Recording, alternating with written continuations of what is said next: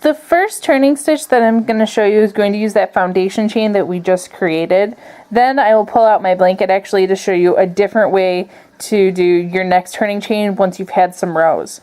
So with our end chain, we're always going to keep our hook inside of the loops of yarn. We're going to try not to take our hook outside, although if you set a project down and come back to it and move it around, your hook will slide out, so you might have to redo a few chains.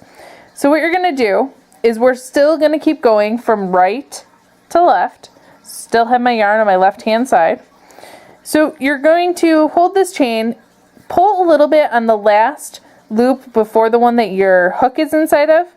You can see here, I'm going to try and create a space. I'm going to go back into that loop.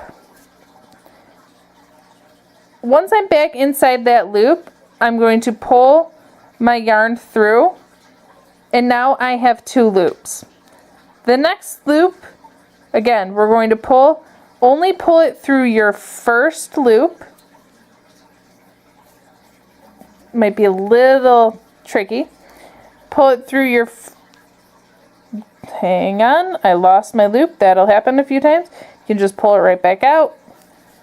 Go right back into, if you need to pull it out a little bit, you can until you get back to a loop you can work with. So again, we're going to go through this little hole, grab my 2 pieces of thread. I have 2 loops right there. Grab my 2 pieces of thread again, go through the first loop. I think this is what happened the last time. Grab my thread again, go through both loops.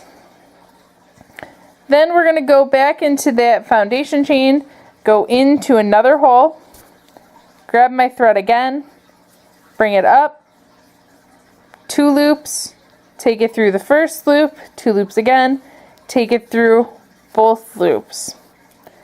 That's also a chain stitch for double crochet, which we'll get to in a second, but that's how you're going to do a turning stitch from your first foundation chain into your first row. Let me grab my blanket out of my bag and I will show you in the next video how to do your turning chain onto another row.